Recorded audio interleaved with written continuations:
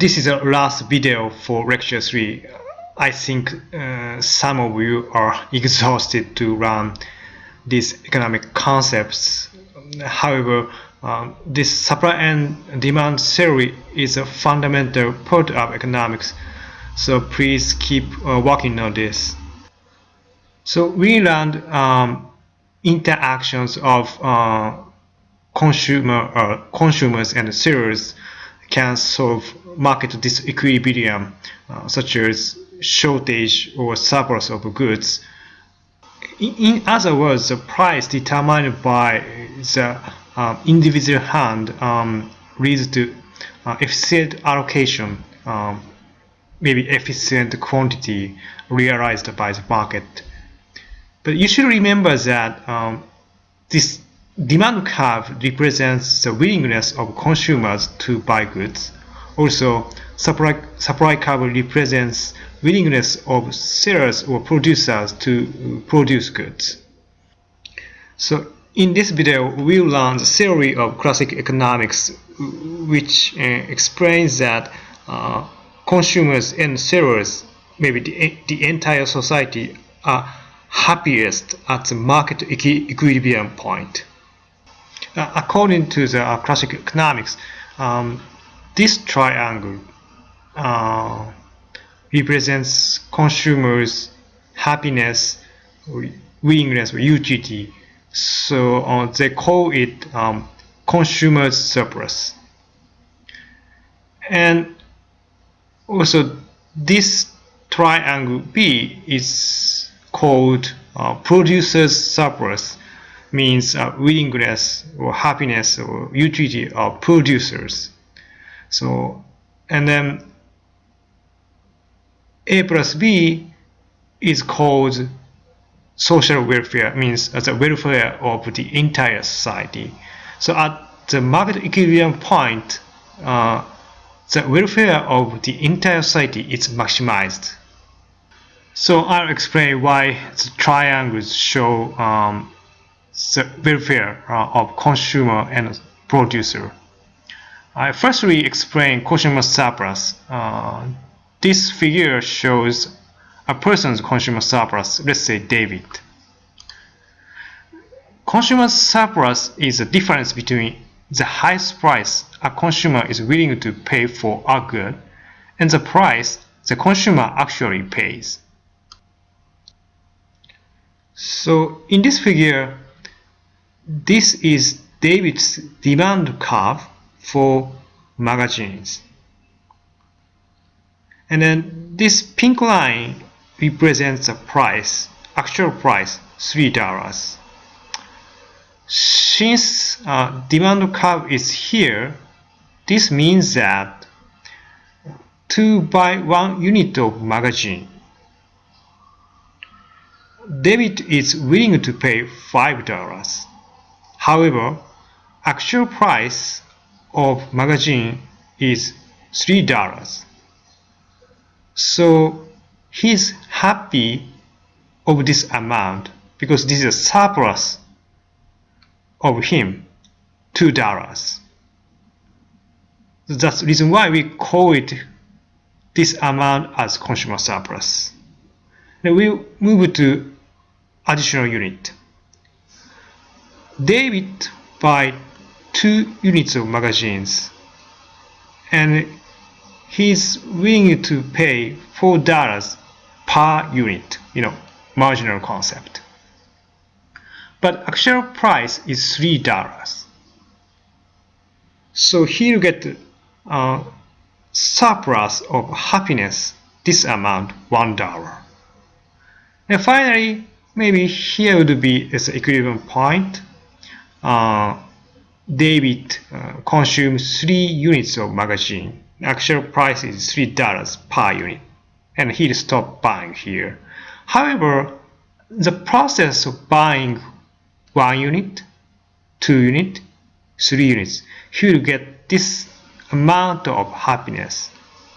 So that's why this triangle represents consumer surplus, that is welfare. I just explained individual's consumer surplus. However, in the actual market, there are many consumers. In this slide, I just assume there are 3 consumers, and I will use a case of chai tea, which is $3.5. So a consumer, Teresa, is willing to pay $6 for 1 cup of chai tea. The actual price is $3.5. So she will get consumer surplus, which is equivalent to $2.5. And second consumer, Tom, is willing to pay $5 to buy a cup of chai tea, but actual price is $3.5. So he will get consumer surplus, which is equivalent to $1.5. The third consumer, Terry, is willing to pay $4 for 1 cup of chai tea, but actual price is $3.5. So he will get consumer surplus, which is equivalent to $0.5. So in sum, individual consumer surplus is the area under the demand curve. This is demand curve. And above the market price, up to the quantities of consumers buy. Now we move to producer surplus, but the way of thinking is the same. The producer surplus is the difference between the lowest price a farm or producer would be willing to accept for a good and the price is actually receives. I'll give you an example of producer surplus. This is a case of tea's producer, Heavenly Tea. In this figure, actual market price is $1.75. And here, Heavenly Tea is willing to produce 1 unit of tea at $1. However, actual price is 1.75. So they will get producer surplus, which is equivalent to 75 cents, because they're willing to produce at $1. Actual price is 1.75. They get this amount of happiness, which is equivalent to 75 cents. Next, Heavenly Tea is willing to produce the second unit of tea at $1.25. However, actual price of tea is $1.75. So they will get a producer surplus, which is equivalent to 50 cents. And further, Heavenly Tea is willing to produce third unit of tea at $1.5. However, actual price is 1.75. So they will get this amount of producer surplus, which is equivalent to $0.25. In sum, a producer surplus is the area above the supply curve. This is supply curve.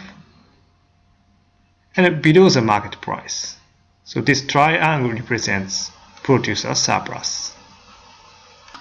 So we learned why this triangle represents consumer surplus, and why this triangle represents producer surplus, and A plus B, this bigger triangle, is the entire social welfare. And classical economists theorize at this market equilibrium, the amount of social welfare is maximized. At this point, please remember that any government interventions prevent free markets from achieving market equilibrium, which can lead to efficient allocative decisions. So in this graph, let's assume that government imposes tax on this good. So as a result of taxation, price artificially increase from this equilibrium point to here. As a consequence, as you can see, the triangle of consumer surplus shrinks, so the area of consumer surplus decreased. And when you see the entire triangle of social welfare, you'll find this amount of social welfare was decreased by taxation. So we call this loss led by tax as deadweight loss. In sum, taxation led to significant loss of consumer surplus, and it's important to note the entire amount of social welfare is decreased by this amount, deadweight loss. Let's see another example. Let's assume that government set a price ceiling on food because the poor people cannot buy these necessary foods due to the high price. So government sets a price ceiling on this food here.